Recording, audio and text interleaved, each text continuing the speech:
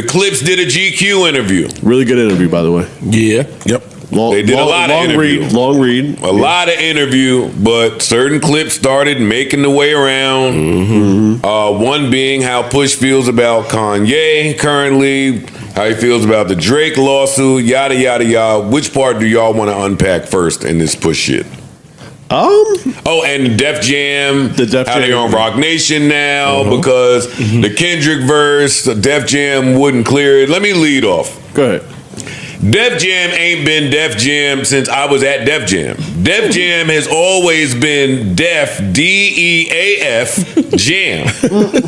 I call him Def Jig.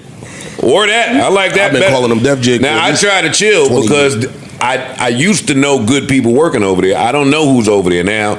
I know they broke down, consolidated, and picked it back up, and they made some type of new group now with all of Mercury and Island and yada, yada, yada. We'll get to that.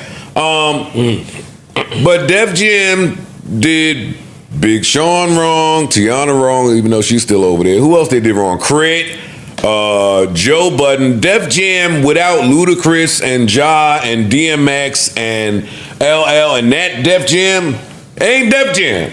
So why everybody get all of that? The record player with the needle on the post that I have fucking tattooed on me, them days are long gone. Why anybody is surprised that Def Jam did some anti-hip-hop shit? I'm shocked by it, but I'm not. They've done a good job with marketing themselves as the hip-hoppiest hip-hop label, and that just has not been the truth for quite some time. So it don't shock me that they said in the middle of litigation, hey, no Kendrick, even though he is a universal act. Well, I think they wanted to censor him, and they refused. So they wanted to take the song off, and they refused. So they came up with, hey, just let us go. And that was problematic because Pusha is also signed there as a solo artist. So, well, that's where I want to reserve some of my Def Jam vitriol. If that story is true, that means that they released them. They did. They did release them. Yeah.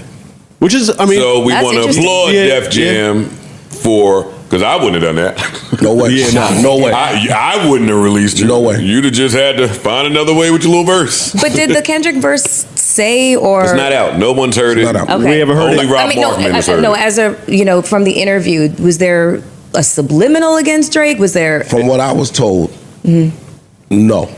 He didn't make any subliminals about Drake or anything like that. I don't think that matters when litigation is going on. Yeah. So they're just afraid that any mention Everything or is subliminal. Everything is open for interpretation. The during mere litigation. appearance on there, I guess, scared them off. Just Kendrick's appearance alone He's going to do something. No, Kendrick's appearance in next to combination Pusha T. with Pusha T. Okay. Gotcha. Who are the two people that It's incendiary. defeated Drake in a battle? Like, yeah. I understand. And we in the middle of a potential 10-figure lawsuit against this man.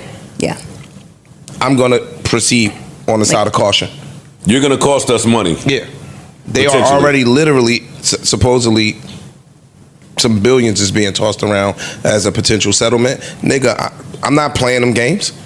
So you can feel how you want to feel on a sentimental side, but this is business. And sometimes we get the two conflated. Like, fam, I'm making the best decision for our business, not for your project and your art. So they left Def Jam and went to Roc Nation? Yes. That's interesting. They left Def Jam.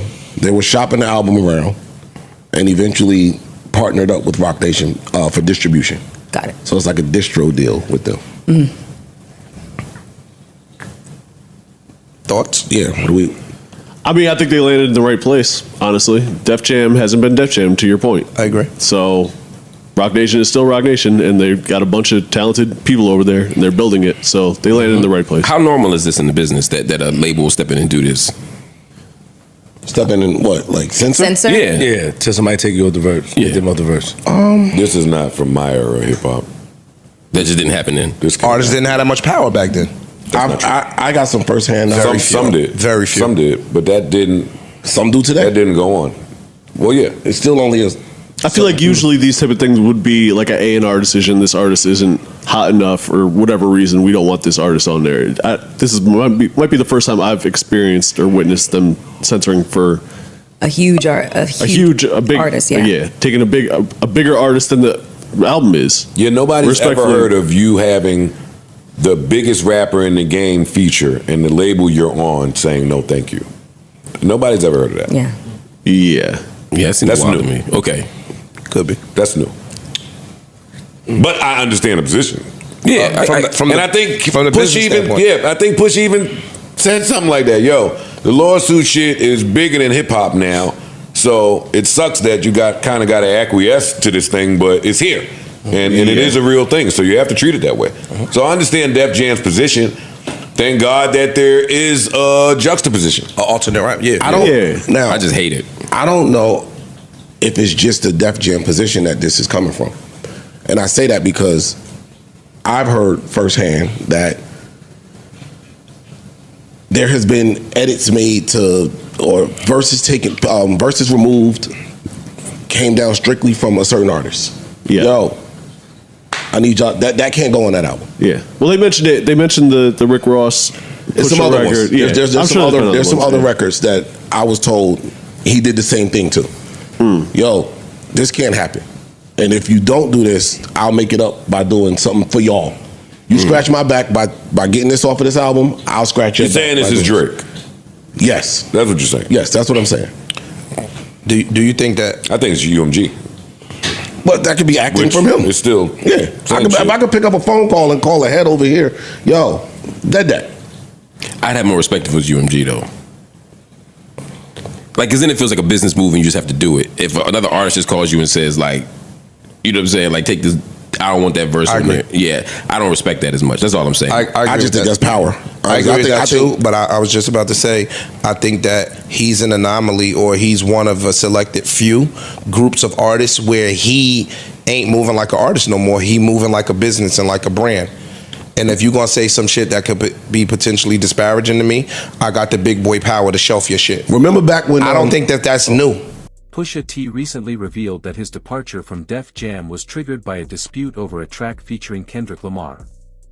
The song, titled Chains and Whips, was intended to be part of Clipse's upcoming reunion album, Let God Sort 'Em Out. However, Def Jam requested that Lamar censor a verse in the song. When Pusha T refused to comply, the label chose not to release the track.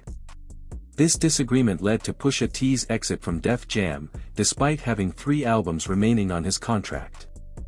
According to his manager, Steven Victor, Pusha T paid a 7-figure sum to terminate the contract. The upcoming Clipse album will now be released through Roc Nation. The controversy surrounding Chains and Whips highlights the complex dynamics between artists and record labels. Def Jam's decision to suppress Lamar's verse reflects the industry's sensitivity to potential conflicts between artists, especially when those conflicts involve high-profile figures like Drake. The label's actions raise questions about the extent to which commercial interests influence artistic expression. Pusha T's response to the situation underscores his commitment to artistic integrity. By choosing to part ways with Def Jam, he prioritized creative freedom over contractual obligations. This decision aligns with his long-standing reputation for authenticity and his willingness to challenge industry norms. The incident also sheds light on the broader implications of artist-label relationships. It suggests that record labels may prioritize their business interests over the artistic visions of their signed artists. This dynamic can lead to tensions and conflicts, as artists like Pusha T seek to maintain control over their creative output. As the music industry continues to evolve, the balance between artistic freedom and commercial interests remains a critical issue. Pusha T's experience serves as a reminder of the challenges artists face in navigating these dynamics and the importance of standing firm in the pursuit of artistic integrity.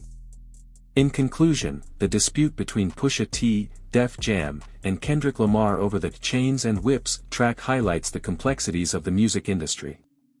It underscores the tension between artistic expression and commercial considerations, and the lengths to which artists must sometimes go to protect their creative vision. Pusha T's decision to leave Def Jam exemplifies the challenges artists face in maintaining their authenticity in an industry that often prioritizes profit over art.